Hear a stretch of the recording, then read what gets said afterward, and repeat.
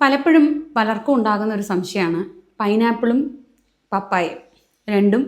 പ്രത്യേകിച്ച് പ്രഗ്നൻസിയുടെ starting 3 months ചിലർ pregnancy through out ചോദിക്കാറുണ്ട് സംശയം, ഇത് രണ്ടും കഴിക്കാമോ എന്ന്. ചിലർ കഴിക്കാറേ ഇല്ല, ചോദിക്കാറില്ല. ചിലർ പലപ്പോഴും മിക്കവാറും ഉള്ളവർക്ക് സംശയം എന്ന് പറയുന്നത് ആദ്യത്തെ 3 മാസത്തിൽ ഇത് കഴിക്കാമോ ഇല്ലയോ എന്നാണ്.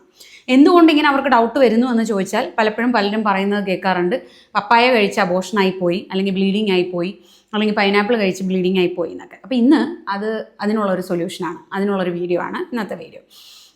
ശരിക്കും നമ്മൾ ഫോളോ ചെയ്യുന്ന, അതായത് നമ്മൾ ഗൈനക്കോളജിസ്റ്റ് അല്ലെങ്കിൽ ഗൈനക്കോളജിസ്റ്റുകൾ ഫോളോ ചെയ്യുന്ന കുറച്ച് ഗൈഡ് ലൈൻസ് ഉണ്ട്.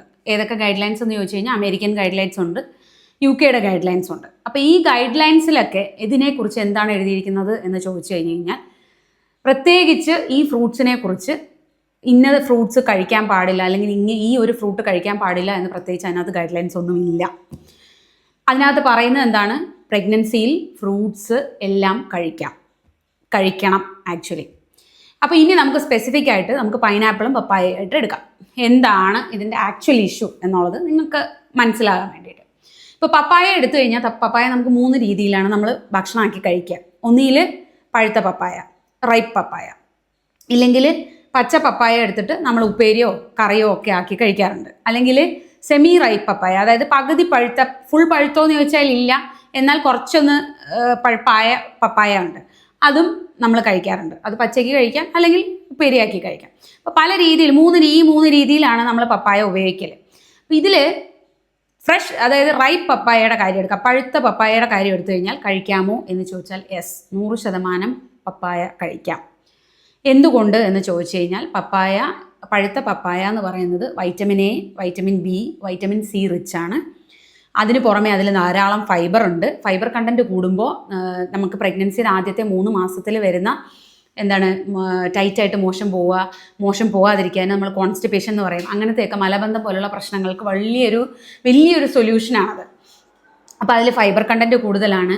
രണ്ടാമത്തെ കാര്യം എന്ന് പറഞ്ഞാൽ അതിൽ കൊളീനുണ്ട്. കൊളീൻ എന്ന് പറയുന്നത് ബ്രെയിൻ ഡെവലപ്മെൻറ്റിന് ഭയങ്കര നല്ലതാണ്. അപ്പോൾ കുട്ടിയുടെ ബ്രെയിൻ ഡെവലപ്മെൻറ്റിനും കൊളീൻ വളരെയധികം നല്ലതാണ്. പിന്നെ പറയുന്നത് അതിൽ ബീറ്റാ കരോട്ടിൻ ഉണ്ട്. അത് കണ്ണിൻ്റെ കാഴ്ച ശക്തിക്ക് നല്ലതാണ്, അതുപോലെ തന്നെ ന്യൂറോൺസിന് നല്ലതാണ്. അപ്പോൾ ഇങ്ങനെ ഒരുപാട് നല്ല സാധനങ്ങൾ അടങ്ങിയിട്ടുള്ള ഒരു സാധനമാണ് പഴുത്ത പപ്പായ എന്ന് പറയുന്നത്. അപ്പോൾ ഒരു ബൗള് നിറയെ പഴുത്ത പപ്പായ നിങ്ങൾക്ക് കഴിക്കാം, ദോഷമൊന്നുമില്ല. കഴിക്കുന്നത് കൊണ്ട് ഗുണങ്ങൾ ഉണ്ടോ എന്ന് ചോദിച്ചാൽ യെസ്, ഗുണങ്ങളുണ്ട്. എന്നാൽ പച്ച പപ്പായയുടെ കാര്യം എടുക്കാം. അപ്പോൾ ഇതിൽ ഏറ്റവും പ്രശ്നം നമ്മൾ എന്താണ് പറയുന്നതെന്ന് വെച്ചാൽ ഈ പപ്പായയിലെ കറയാണ്, അഥവാ ലാറ്റക്സ്. പപ്പായയുടെ കറയ്ക്കകത്ത് പെപ്പെയിൻ എന്ന് പറഞ്ഞ കെമിക്കലുണ്ട്. അപ്പോൾ പെപ്പെയിൻ എന്ന് പറയുന്ന കെമിക്കലിന് യൂട്രസിൻ്റെ കൺട്രാക്ഷൻസ് ഉണ്ടാക്കാനും അതിൽ നിന്ന് ബ്ലീഡിങ് ഉണ്ടാക്കാനും ഉള്ള കപ്പാസിറ്റി ഉണ്ട്. പക്ഷേ ഇത് ആക്ച്വലി എത്ര എമൗണ്ട് കഴിച്ചാലാണ് ഇതുണ്ടാകുക എന്ന് ചോദിച്ചു കഴിഞ്ഞാൽ അങ്ങനെ ഒരു കണക്ക് അറിയില്ല. പക്ഷെ അങ്ങനെയുള്ള ഒരു കഴിവുണ്ട് എന്നാണ് പറയപ്പെടുന്നത്. അപ്പോൾ നമ്മൾ എന്ത് ചെയ്യണം, പ്രഗ്നൻസിയിൽ മാക്സിമം നമ്മൾ പച്ച പപ്പായ ഇൻ എനി ഫോം, അത് ഇപ്പോൾ കറി വെച്ചിട്ടാണെങ്കിലും ഉപ്പേരിയിലാണെങ്കിലും പച്ച പപ്പായയും പകുതി റൈപ്പായിട്ടുള്ള പപ്പായയും, അതായത് നന്നായിട്ട് പഴുക്കാത്ത പപ്പായയും മാക്സിമം അവോയ്ഡ് ചെയ്യുന്നതാണ് നല്ലത്. ഇൻ കേസ് ഇപ്പോൾ നിങ്ങൾ അബദ്ധവശാൽ എടുത്തു പോയി, നിങ്ങൾക്ക് ആ സമയത്ത് അറിയില്ലായിരുന്നു നിങ്ങൾ പ്രഗ്നൻ്റ് ആണ്, കുഴപ്പമില്ല. മിക്കവാറും പേർക്ക് പ്രശ്നങ്ങളൊന്നും ഉണ്ടാവാറില്ല. കാരണം അത്രയും എമൗണ്ടിൽ ക്വാണ്ടിറ്റിയിൽ കഴിച്ചാലാവും പ്രശ്നം ഉണ്ടാവുക. അപ്പോൾ കഴിക്കാൻ പറ്റാതിരിക്കാൻ കഴിയുമെങ്കിൽ ദാറ്റ് ഈസ് ബെറ്റർ.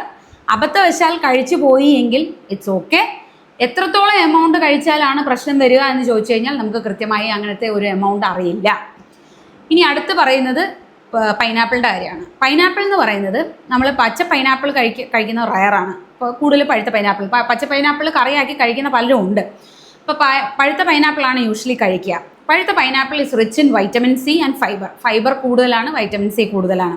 സോ ഒരു സ്മോൾ അല്ലെങ്കിൽ മീഡിയം ബൗൾ നിറയെ പൈനാപ്പിൾ നമുക്ക് കഴിക്കാം. എന്തുകൊണ്ട് ഞാൻ അളവ് പറഞ്ഞു എന്ന് ചോദിച്ചാൽ വൈറ്റമിൻ C അടങ്ങിയിട്ടുള്ളത് കൊണ്ട് തന്നെ ഒരു പരിധിയിൽ കൂടുതൽ നമ്മൾ കഴിച്ചു കഴിഞ്ഞാൽ, പ്രത്യേകിച്ച് ഫസ്റ്റ് 3 months കഴിച്ചു കഴിഞ്ഞാൽ ആസിഡിറ്റി കൂടാനും അത് കാരണം ഛർദി കൂടാനുമുള്ള സാധ്യതയുണ്ട്. അതുകൊണ്ടാണ് ഒരു സ്മോൾ അല്ലെങ്കിൽ മീഡിയം സൈസ്ഡ് ബൗൾ കഴിക്കാം എന്ന് പറയുന്നത്.